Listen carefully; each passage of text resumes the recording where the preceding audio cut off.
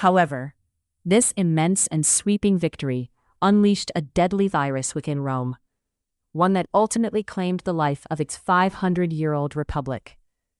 Vast quantities of gold and hundreds of thousands of war captives began pouring into Rome from the conquered territories. The result was that wealthy Roman aristocrats began using these slaves for free agricultural labor and seizing land, leaving Rome's original common farmers and soldiers completely unemployed and destitute. Poverty, hunger, and resentment began to boil over on Rome's glittering streets. The Roman army was no longer loyal to the Senate, as the Senate did not provide them with pensions or land. Generals would entice their soldiers with the prospect of plundered wealth and land. Consequently, the troops became personally loyal to their respective commanders rather than to the state. Amidst this anarchy, history's most renowned, cunning, and fiercely ambitious figure, Julius Caesar, stepped onto the stage. Although Caesar hailed from an aristocratic family, he possessed an uncanny ability to understand the pulse of the common people and the soldiers. He formed a secret political alliance with Rome's two most powerful figures, the immensely wealthy Crassus and the great general Pompey, known as the First Triumvirate. Subsequently, as the proconsul of Rome, Caesar launched a historic campaign to conquer Gaul. For nearly 8 years, Caesar unleashed a bloodbath in the forests of Gaul. He slaughtered hundreds of thousands of local tribespeople and enslaved countless others, selling them in the markets of Rome. These extraordinary victories and his valor transformed Caesar into a messiah for Rome's poor and a godlike figure to his soldiers. However, the Roman Senate and his old friend Pompey were deeply alarmed by Caesar's soaring popularity and power. Fearing that Caesar would dismantle democracy upon his return, the Senate issued a stern legal order: leave his army at the border of Gaul and return to Rome alone, unarmed, and as a private citizen. Caesar knew full well that if he returned to Rome unaccompanied by his troops, the Senate's aristocrats would either imprison or kill him. It was a bitterly cold and foggy night in 49 BC. Caesar stood on the banks of the Rubicon River, which marked the border of Italy, alongside his most loyal troops, the 13th Legion. Crossing this river with an army meant open rebellion against Roman law and an act of treason, the punishment for which was nothing short of a slow, agonizing death. Caesar paused for a moment, placed his hand on his sword, and smiling, uttered his historic words, "The die is cast." He then ordered his army to cross the river. As soon as Caesar and his troops set foot on Italian soil, the Roman Senate and the general Pompey trembled with fear and fled Rome. A fierce and bloody civil war engulfed all of Italy. Advancing with lightning speed, Caesar pursued Pompey's forces across Greece, Spain, and Egypt. Upon his arrival in Egypt, the young king there, seeking to curry favor with Caesar, had Pompey beheaded and presented the head on a platter as a gift. It was during this stay in Egypt that Caesar met Cleopatra, one of history's most beautiful, intelligent, and enigmatic queens. A deep romance blossomed between them, and Caesar used the might of his army to install Cleopatra on the Egyptian throne. When Caesar returned to Rome after winning the civil war, he was no longer merely an ordinary general. The people gave him such a grand welcome, as if he were a god incarnate. Caesar brought the Senate under his heel and declared himself dictator perpetuo, a dictator for life. He reformed the calendar, creating what we now know as the Julian calendar. He distributed free grain and land to the poor and forgave their debts. However, the old aristocrats and conservatives in the Senate began to feel that the 500-year-old Roman Republic was effectively dead, and that Caesar would soon declare himself king, an act that violated Rome's solemn vows. Consequently, a sinister and covert plot to eliminate Caesar was hatched within the dark chambers of the Senate. The leader of this conspiracy was none other than Caesar's closest and most favored young senator, whom he regarded as a son, Marcus Junius Brutus.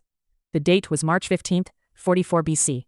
In history, this dark day is known as the Ides of March. As soon as Caesar arrived at the Senate meeting without his bodyguards, the conspiring senators surrounded him, using their demands as a pretext. Suddenly, gleaming daggers emerged from beneath their silken robes. One after another, they began stabbing Caesar's body with a frenzied rage. Initially, Caesar fought the elderly senators like a lion to save his life, wounding them with his sharp stylus. But then, his gaze fell upon his dearest friend, Brutus, who was advancing with a blood-stained dagger, poised to plunge it into his chest. Witnessing this betrayal by his most trusted companion shattered Caesar's will to live. With his final breath, he looked into Brutus's eyes in despair and said, "Et tu, Brute," meaning, "Brutus, you too?" Caesar then ceased his struggle, covered his face with his royal toga, and breathed his last at the foot of the statue of his old rival, Pompey, having sustained 23 wounds. The conspirators believed that by killing Caesar, they would revive the Republic. But they were gravely mistaken. Caesar's brutal death plunged Rome into a horrific, protracted, and self-destructive civil war that completely obliterated the Republic forever. As news of Caesar's death spread through the streets, the common people of Rome were overcome with grief and enraged by the assassination of their Messiah. They placed Caesar's body in the public square to mourn him, and set fire to the opulent mansions and homes of the senators. Brutus and his associates fled Rome under the cover of darkness to save their lives. Two figures emerged at the forefront of the bloody race for power in Rome. The first was Mark Antony, Caesar's most loyal and valiant general. The second was Octavian, a frail and sickly-looking 18-year-old youth whom Caesar had named his adopted son and legal heir in his secret will. Initially, the two joined forces to raise an army and ruthlessly hunted down Caesar's assassins on the battlefields of Greece, putting them to death. Facing defeat, Brutus committed suicide by throwing himself onto his own sword. However, once the common enemy was eliminated, a fierce struggle for sole dominion over the world's greatest empire erupted between the two victors. Mark Antony assumed command of the East and traveled to Egypt, where he became so captivated by Queen Cleopatra's beauty that he lost his mental stability. Together, they declared war on Octavian. In 31 BC, one of history's most famous naval battles, the Battle of Actium, took place. Agrippa, Octavian's childhood friend and a brilliant naval general, used his small yet agile ships to encircle and completely destroy the massive naval fleet of Mark Antony and Cleopatra in the open sea. Shattered by this humiliating defeat, Mark Antony took his own life with his sword, while Cleopatra ended hers by allowing a venomous cobra to bite. Octavian was now the sole and all-powerful ruler of the known world. He returned to Rome as a victor in 27 BC. Learning from past mistakes, he never styled himself as a dictator or a king. Instead, he called himself princeps, meaning Rome's first citizen. Yet behind the scenes, he consolidated all military and political power in his own hands. Out of a mixture of fear and respect, the Senate bestowed upon him a new and magnificent title, Augustus, meaning revered and majestic. With this, the Roman Empire officially began in world history, and Augustus became Rome's first emperor. Augustus's reign is considered the most glorious era, a golden age in Roman history. He ushered in the Pax Romana, Roman peace, an extraordinary period of tranquility that endured for the next 200 years. During this time, no major civil war occurred within the empire. Augustus once proudly declared to the Senate, "I found Rome a city of brick, but I leave it a city of marble." He laid a network of paved roads across Europe, established the first permanent police and fire brigade services, and fortified Rome's borders. Trade expanded to such an extent that goods ranging from Indian silk and spices to Chinese products began to be sold in the markets of Rome. However, after the death of Augustus, the Roman throne was occupied by several bizarre, cruel, and psychopathic rulers who brought shame upon humanity. One such ruler was Emperor Caligula, who was so deranged and eccentric that he fed his favorite horse Incitatus from a golden manger and formally announced plans to appoint it as a Roman consul, essentially a cabinet minister. He considered himself a living god, and in his madness would order his army to attack the ocean waves and gather seashells, declaring them the spoils of war. Fed up with his cruelty and insanity, his own personal bodyguards, known as the Praetorian Guard, cornered him in the palace corridors and assassinated him. Caligula was succeeded by Nero. In 64 AD, during the reign of Nero, a terrifying and devastating fire broke out in the city of Rome, reducing more than half of the magnificent city to a heap of ashes in no time. As people screamed for their lives and children burned to death on the streets of Rome, a rumor spread that Nero was standing on the roof of his lavish palace, relishing the destruction while singing poetry and playing a guitar-like instrument. When public outrage reached a boiling point, Nero cunningly shifted the blame for the fire onto a small, impoverished religious group known as the Christians. Nero had the Christians captured, smeared with tar, and burned alive as human torches to illuminate his royal gardens at night. Many others were thrown to hungry wild beasts. Eventually, the army rebelled against him, and overcome by fear, Nero committed suicide by plunging a dagger into his own throat. After the dark era of those deranged rulers, Rome regained stability and grandeur under the Flavian dynasty. In 72 AD, Emperor Vespasian commissioned the construction of what is known today as the Colosseum, one of the world's most iconic and massive structures. It was a colossal, towering stone stadium capable of accommodating over 50,000 spectators for entertainment. However, this entertainment was not merely about sports or music and dance. It was a venue where gladiators, warrior slaves, fought bloody battles against one another for their freedom and their lives. Sometimes men engaged in direct sword combat with each other, while at other times, African lions, cheetahs, and bears, starved for days, were unleashed through hidden trapdoors to tear the humans apart and devour them alive. When a gladiator was defeated and severely wounded, he would raise his hand to plead for his life.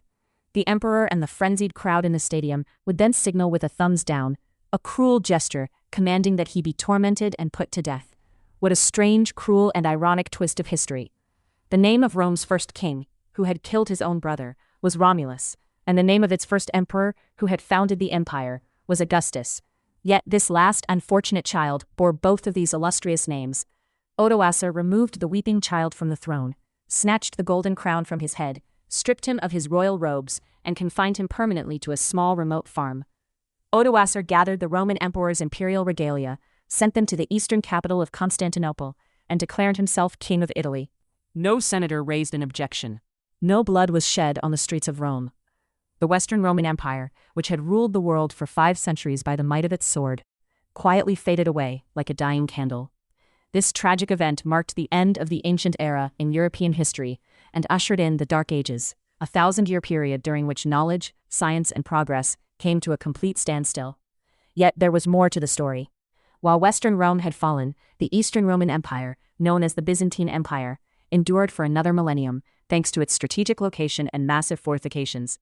Emperor Justinian enacted exemplary laws there and commissioned the Hagia Sophia, the world's most magnificent church.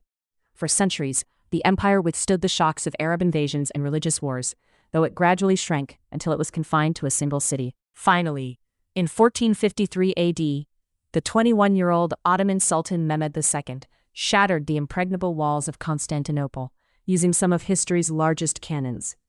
The last Roman emperor, Constantine XI, died fighting bravely on the battlefield. The city was renamed Istanbul, and thus the 2,200-year saga of Rome, which had begun with humble mud huts, came to an end forever.